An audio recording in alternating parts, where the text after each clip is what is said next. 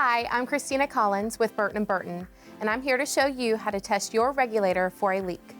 Leaking regulators can be caused by many different factors, including being left on while not in use, mishandling, dropping, or bumping into the unit, or general wear and tear over time. Remember, you don't want to waste valuable helium. Check for leaks on a regular basis. First, check your O-ring. This is a rubber seal located at the base of the connector threads of your regulator. This is the most common reason for a regulator leak. Check to see if it's cracked, missing, creased, or on too tight. Next, check the rubber tilt valve. Is it leaning? If so, the needle is offset.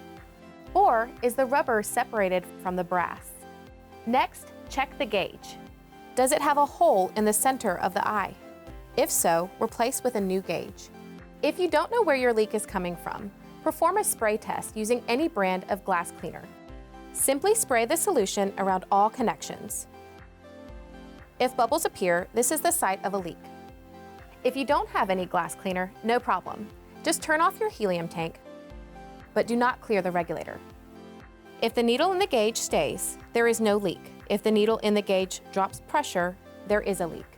Burton+BURTON sells a number of replacement parts to mend your leaking regulator, including gauges, tilt valves, assorted brass valves, and O-rings. You can find everything you need at burton+burton.com. For more helpful tips and exciting designs, subscribe to our YouTube channel and follow us on Facebook.